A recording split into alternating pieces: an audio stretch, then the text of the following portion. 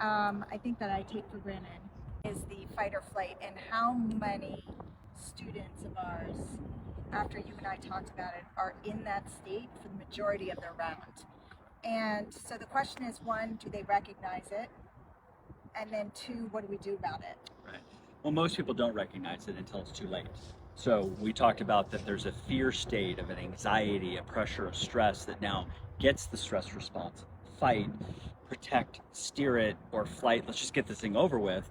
And people don't realize until it's after it's happened, right? They hit that shot, they go, oh, what was I thinking? Wow, I was fast. It's like, but in the moment, they're not calling a timeout and being aware of, wait, I am feeling uncomfortable.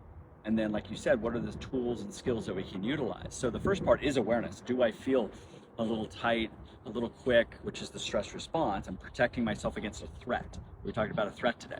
Oh, this is a threat, instead of, oh, this is a challenge. I'm gonna take on challenges. That's the type of person. So here's something interesting. Would I be in fight or flight now? I'm in a social situation. We're hanging out. We're drinking.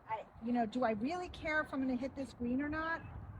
And so, am I in fight or flight now, or could I be with thousands of people watching? Definitely could be, right? There could be some social pressure of, I don't want to embarrass myself. Oh my gosh, I hope I hit the shot. And what are they thinking? Right. Or we can go, hey, I'm going to show off in front of them. Let's see that, right? So it's the mindset of what's the interpretation of this event that is the key part. So most people are very aware and judgmental and critical of what's going on around them, instead of, cool, I signed up for this, let's go. We get back into what's in my control of decision making, but we look at it as from a mindset perspective.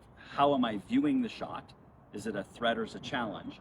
And then if we think it's threat, we can shift it. But then we talked about breathing. That's kind of a stopgap. I can breathe to refocus myself. We can use our eyes to focus.